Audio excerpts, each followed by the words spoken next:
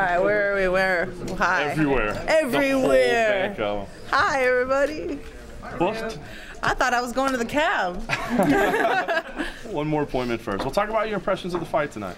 Well, with Misha and Kat, I mean, it kind of went the way I expected. Kat looked a lot better in the workouts. Misha's usually the type that really fights above herself in competition, which is one of her better attributes. So, you know, Misha looked really good. I thought the fight was stopped maybe a little prematurely, but I mean, Kat looked amazing too. You know, I don't want to take anything away from her. She was lighting her up, and you know, if Misha wants to complain the fight should have been stopped, then she shouldn't have been in that situation in the first place. So, yeah, I was really impressed with Kat tonight. I saw a lot of things that were helpful, so I'm glad I came and saw it live. And yeah, I'm looking forward to TUF, man. It's gonna be cool. You mentioned you wanted to coach against Misha because you thought it'd be good TV and a little bit fun. I think you just wanted to mess with her a little bit too. Yeah. But now that's not the case. What do you think about facing Kat and being across from her? Well, I always said that the fight that I wanted the most was Kat. So I'm glad that we're actually going to be fighting. And on the show, you know, you never know. It would have been. I think I would have enjoyed tormenting Misha. Whereas, you know, Kat seems pretty cool, but I mean, I don't really know her at all, but she seems cool.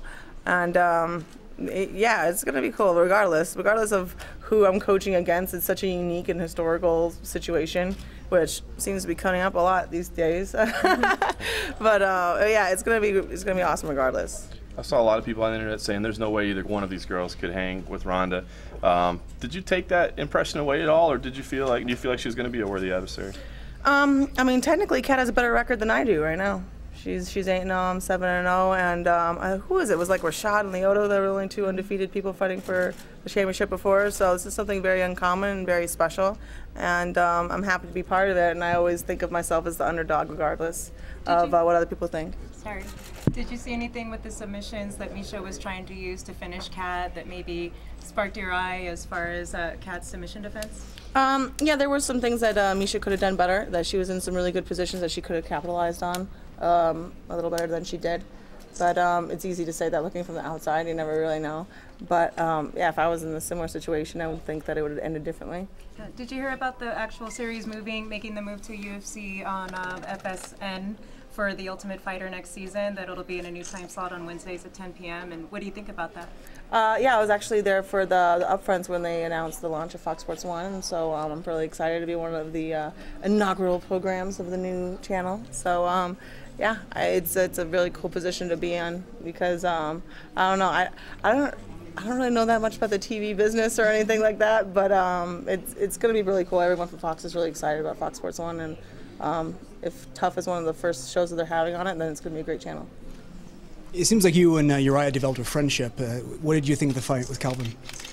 You know, it's so like, Uriah and Kelvin are like, they're just like, what do you like better, like peach or apple pie? You know what I mean? I'm just kind of stuck. I'm like, I just like pie. Don't make me choose.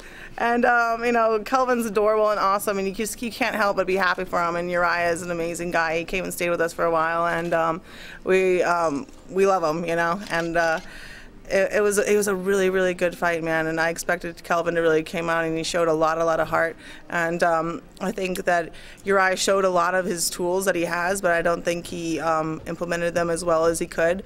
But I mean, that's the good thing about the show. The show is not to pick the next champion of the UFC, it's to pick the next, you know, new guys coming up, and I just saw so much potential in both of them. I can't wait to see what they do from here on out. Were you concerned at all about the women's fight tonight, that it would come out as well as it was? I mean, were you thinking, well, I hope it's not a flat fight because I want it, you know, to build up? Oh yeah, I was very much hoping for an exciting fight with the girls. You know, this was the first time that I was able to watch a women's UFC fight from the outside, and so I was really kind of paying attention to how the crowd was receiving them and how, you know, everyone thought of the fight, and it was awesome. People got way more excited for like the scrambles and exchanges between the chicks than they did with the guys. It seemed like whenever they starts, like everyone freaks out for that, you know, little bit, and. Yeah, I think that they performed extremely well. It was a good back and forth fight, and I'm happy it went the way that it did. Focusing on your next role as a coach, I mean, how much coaching experience do you have, whether it be in judo or mixed martial arts? I mean, is this a cap you've worn before? Yeah, I did quite a bit of coaching in judo before. I helped run the West Coast Judo Training Center for a while for like just little kids, and when it got to the point where I had too much time taken away from MMA. Then my mom kind of took over the program, and I was also teaching at Gompers Middle School in Watts. We started that program there, and that was another thing that my mom was nice enough to take over when all this took up all my time all of a sudden. And but mostly I've been working with like kids trying to cross over into that senior like age group. You know, people that are just finishing juniors, moving to seniors, which is the really hardest time, which I think is draws a lot of parallels to this Ultimate Fighter tournament. Is people are looking to move up to the next level and trying to, you know, get on, and I don't really know how I can say better than move on to the next level. I have other things than that, but yeah, I have some experience in it, but I have to have the help of my own coach who has a lot more than me. So I'm probably pretty much going to be looking over my shoulder to him half the time, like, so what do I say right now? And I'm going to have a lot of great help. So we'll see. Have you given any thought to who else you might bring in, and is there any chance that your mom might be helping you coach? Don't ruin my surprises. You guys have to watch the series and just find out. But yeah, there would be, it would be incomplete without momisms, and live momisms are usually the best.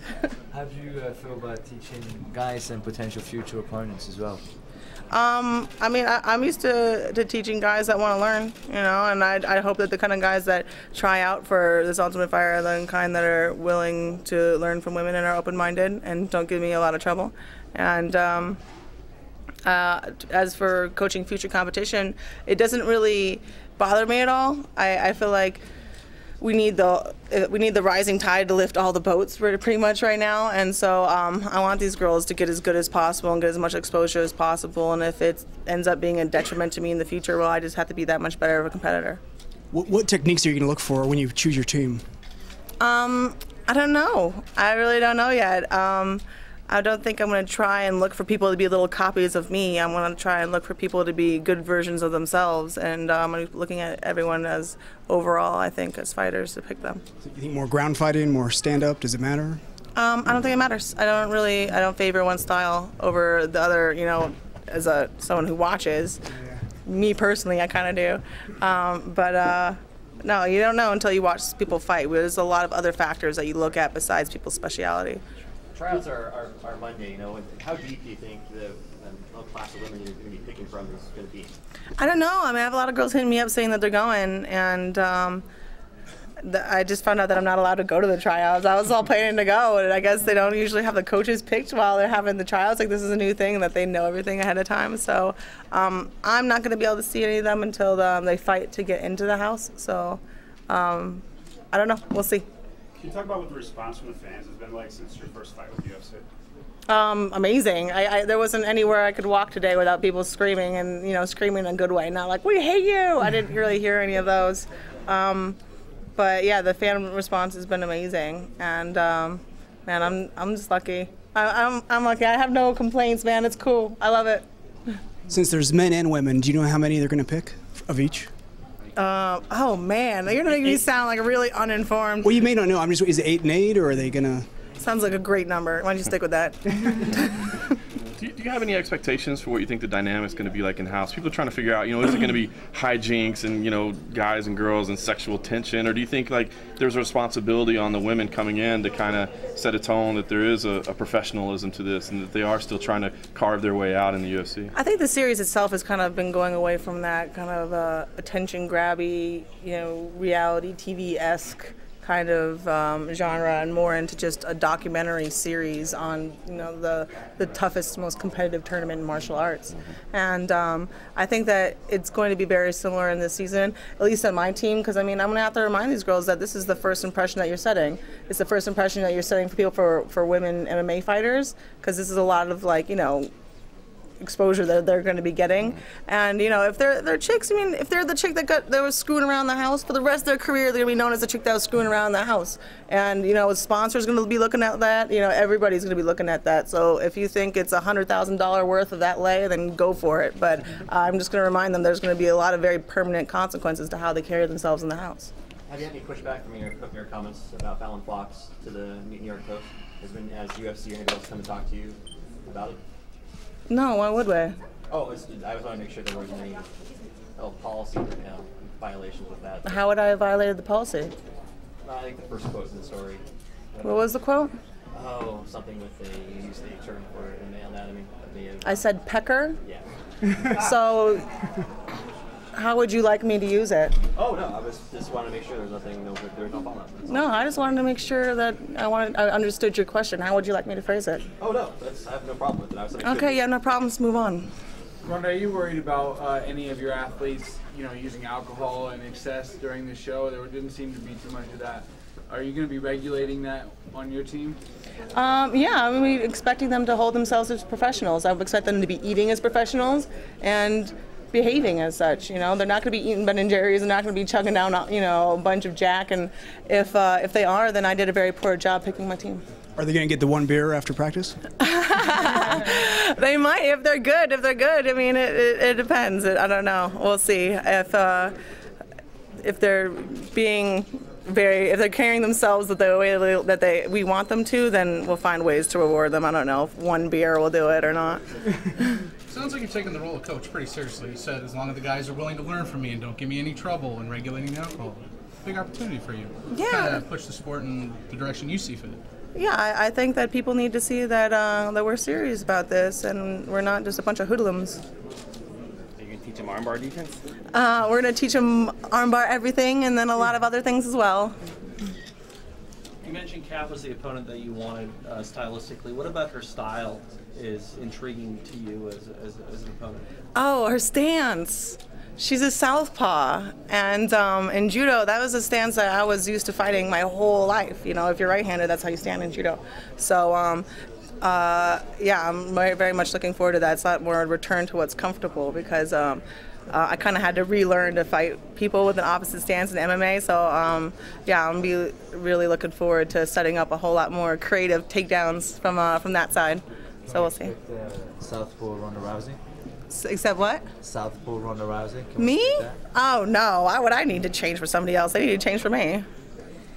Ron, I know Misha rubbed you the wrong way. Does Kat rub you at all the wrong way? She seems like a cool chick, but I don't really know her for the hole in the wall. I mean, we haven't really sat down and made s'mores yet, but who knows? We might in the TUF house. Stay tuned. When's the first time you saw Kat? The first time I saw her was, I think we were getting ready for the press conference for the UFC 157. And she came backstage and, she said hello and actually, shook my hand. It was very nice. So my first impression with her, she's a very respectful and cool chick. And but we're going to be getting to know each other very, very well. So we'll see. Is there an offer to take Kat surfing after your fight with her? I mean, not yet. I mean, we just said hi and bye. But the offer's still open for Liz. Hey, call me.